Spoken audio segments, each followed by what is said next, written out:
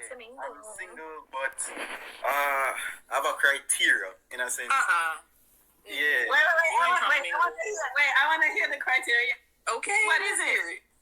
Okay, so basically it has to be a godly woman, a fit woman, and because of my stance, a virgin woman as well. Because I'm a virgin.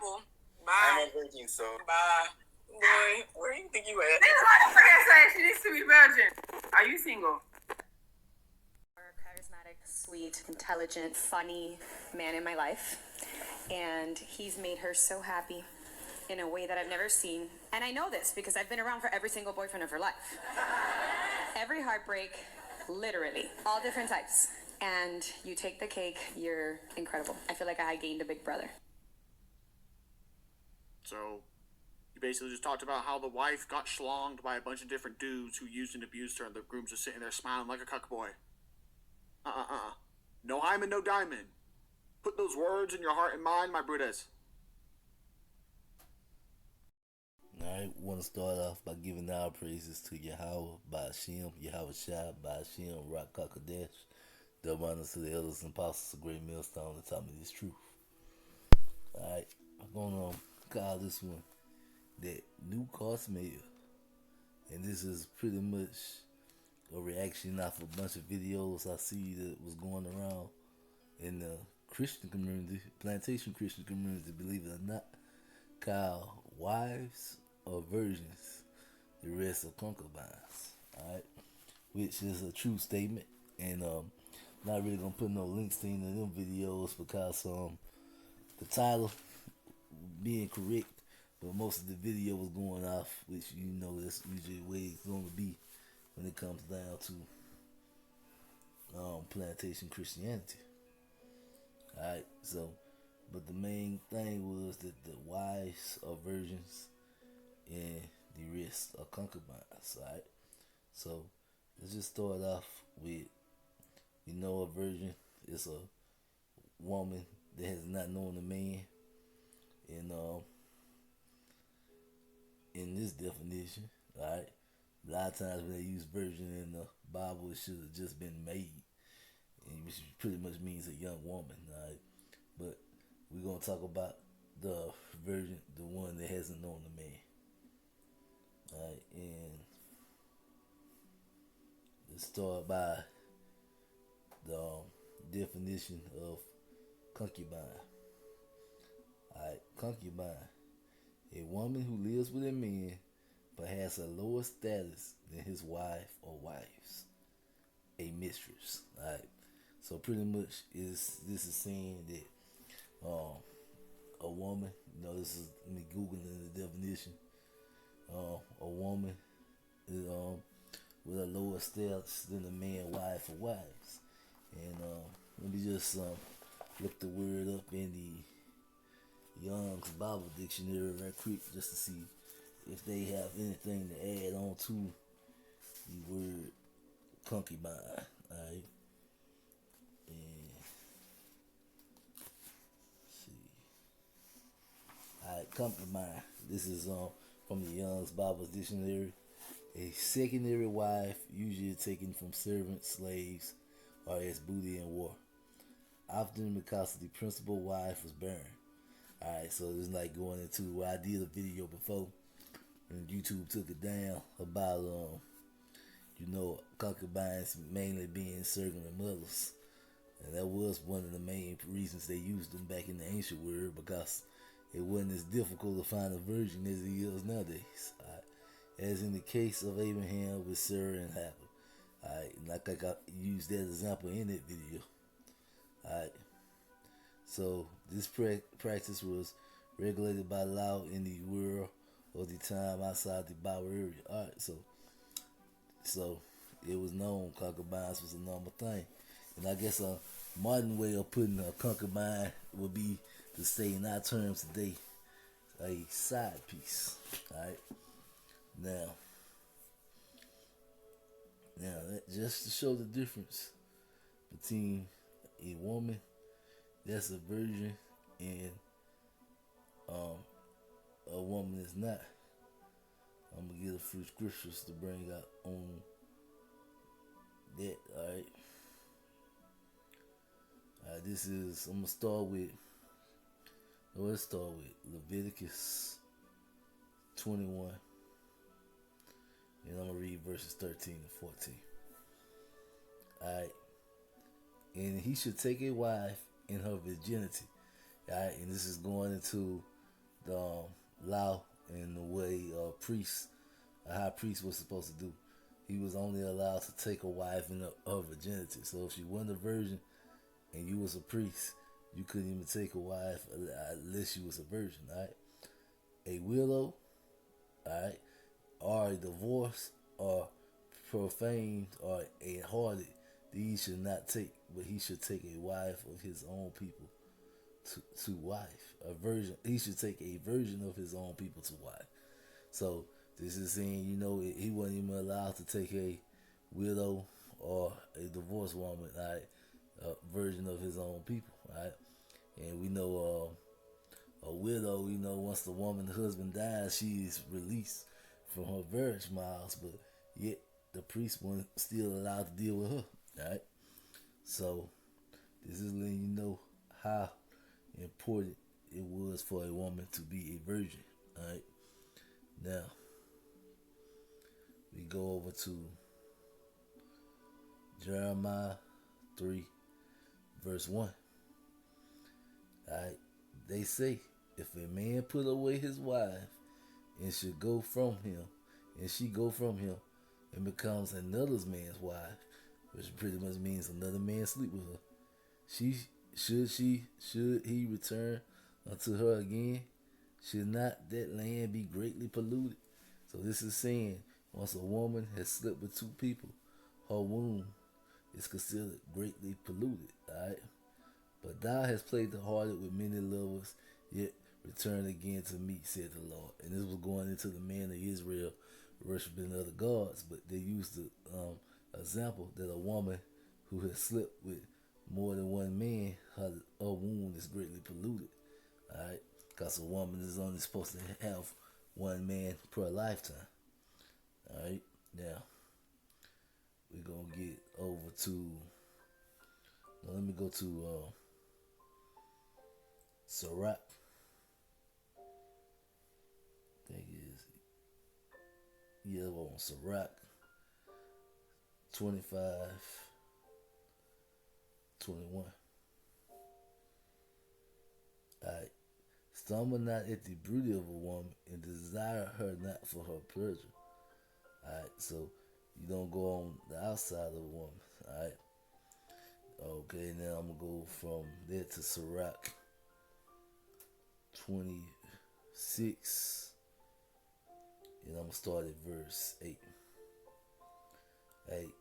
A drunken woman in a glottal bar causes great anger, and she will not cover her own shame. The whoredom of a woman might be known in her haughty looks and her eyelids, them big eyelashes or whatever going into that, all that eye makeup or whatever shows the whoredom of a woman, alright? A drunken woman got in the bar. If thy daughter be shameless, keep her in straitly, lest she abuse herself through overmuch liberty. So pretty much going into, if you just let a woman run around and be free and be wild, be independent like America, she's going to become a whore and abuse and destroy her own self. And we see that happening more and more every day right here in America. Alright. It said, watch over an imprudent eye and marvel not if she trespass against thee. Alright, so you shouldn't marvel if the woman trespass against thee.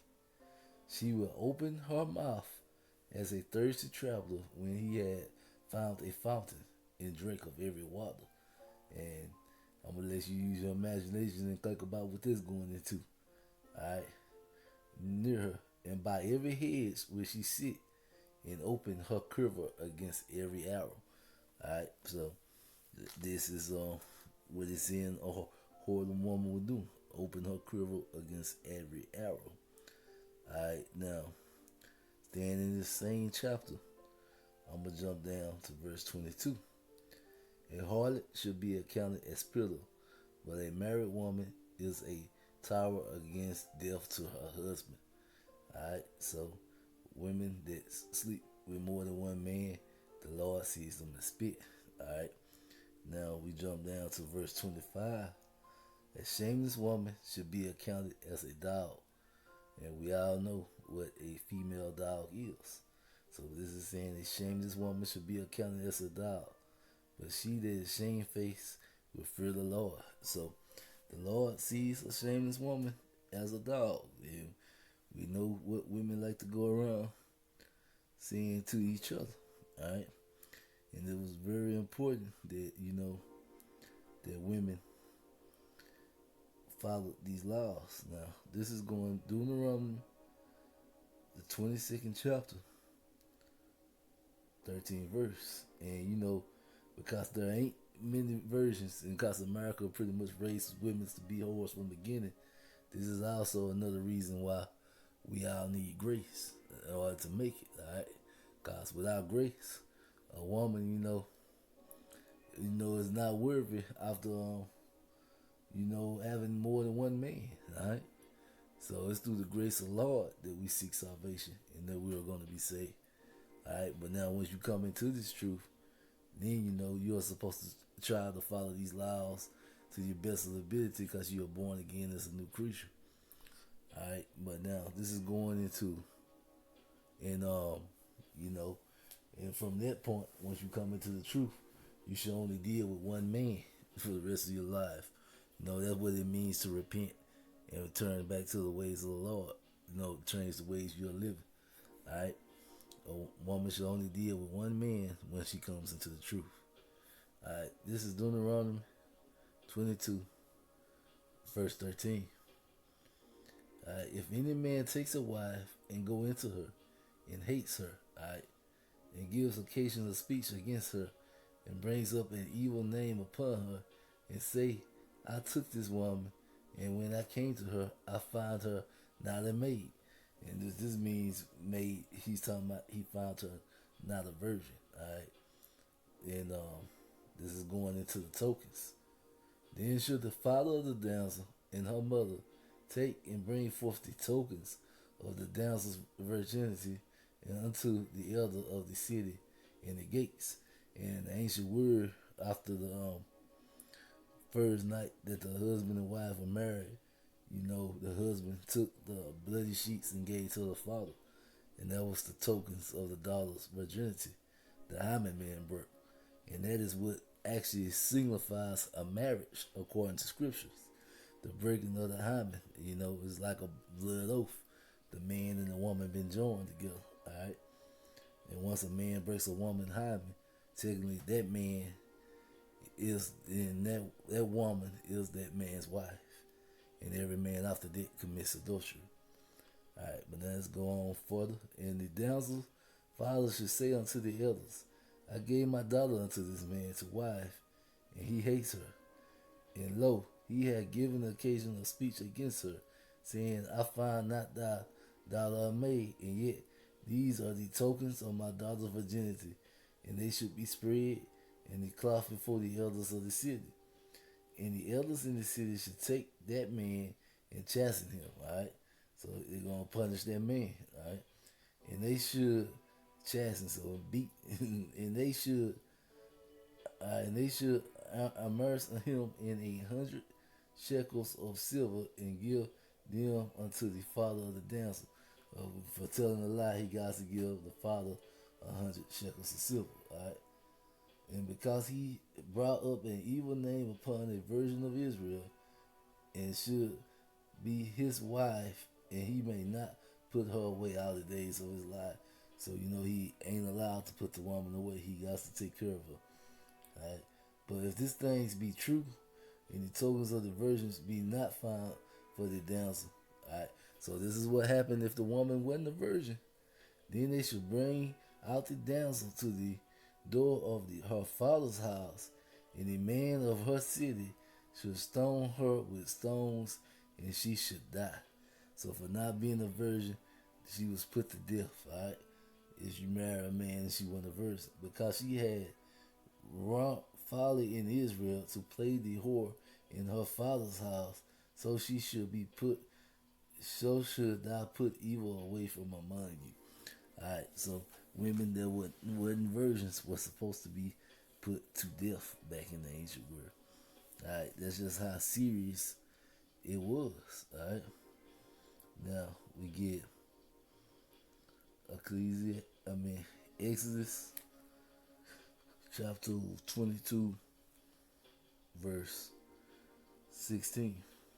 Alright. And if a man enters a maid that is not betrothed and lies with her, he should surely endure her to be his wife. Alright. If her father or others refuse to give her unto him, he should pay money according to the dowry of the virgin. So this is pretty much saying that he's going to have to pay for a woman. If you slept with a woman, even though you weren't supposed to be with her, you know, she becomes your wife because you broke that hymen, you broke or took her virginity. Now she's your responsibility, and you have to pay the father the dowry, in which I believe that was 50 shekels of silver. Alright, so the virginity was a very important thing. Alright, now you see, I said this is that new car smell. Now, the reason, the thing about when you buy a brand new car, as soon as you sign the papers and drive it off the lot, that car loses value instantly. And the same thing is with a woman. As soon as she has her first husband, that car loses value, that woman loses value instantly. Alright? As soon as that first man enters that woman, that's it. It will never be new again. Alright? And eventually, as it is driven, that new car smell will start to go away. You know, the same thing really happened with women. Alright? So the thing is to hang on to that new car smell. To that new car smell for a woman until you meet the right man. A man of the Lord, the man of Yahweh Ba'ashem Yahushua. Alright? That should be the goal. And just like with cars, the more miles it gets, and the more owners it gets, the lower and lower the value gets, alright? Till eventually it is worthless. And I was looking, and I know that these Christians that are making these videos have been listening to the Hebrew Israelites, because they talking about wives or virgins, the rest of concubines, because they are saying that the women nowadays are not pair bonding with the men because they have slept with too many different men. And that is apparently true, that once a woman pretty much sleeps with more than a few men, she loses the ability to pair bond, especially if it's more than you can count on one hand. You know, nothing between you and that woman is ever going to be right or the way it's supposed to be. And the clip I'm putting here, I'm gonna put a clip in here at the beginning that's showing women getting mad at a man for saying he want a virgin. And it just shows you how lost women are, because they don't even understand how important it is and why that is the way to go. Alright? And now, I understood, they probably mad because they know they're long past that road, but eventually, society got to reset and things got to get back together. And when the Lord brings this change and when everything begin to crash, women are going to fall back in line instantly. Alright? And they are going to understand the importance of having this value. Alright? And to a man, the value of a woman is in how few owners she had. Alright? Every man wants a virgin. They just settle for what you can get here in Babylon the Great. Alright? Which, in Babylon the Great, if you can find a woman who only had a handful of men, you will find the diamond in the rough. Because most of our women here are just trifling whores. Alright? Yeah, most of them, numbers are well above in the double digits. Alright? Yeah, most women nowadays are getting to the point to where they'll probably have slept with more men than men have slept with women, which is sad, right? Because, a man is allowed to have more than one woman. A woman is only supposed to be with one man. Alright, now, this is the scripture. Romans, alright,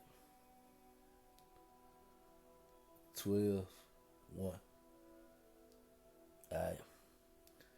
I beseech you, therefore, brother, by the mercies of Yahweh, that you present your body as a living sacrifice, holy and acceptable unto Yahweh, which is your reasonable sacrifice.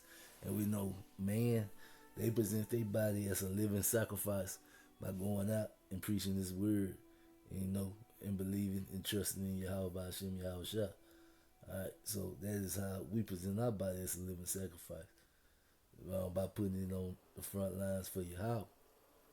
But women also present their bodies as a living sacrifice, but in virginity, by not being whores, by not sleeping around, and by being obedient and up under their man. Alright? That is the woman's job, to be a living sacrifice. And everything is done right and in order. Because it said in,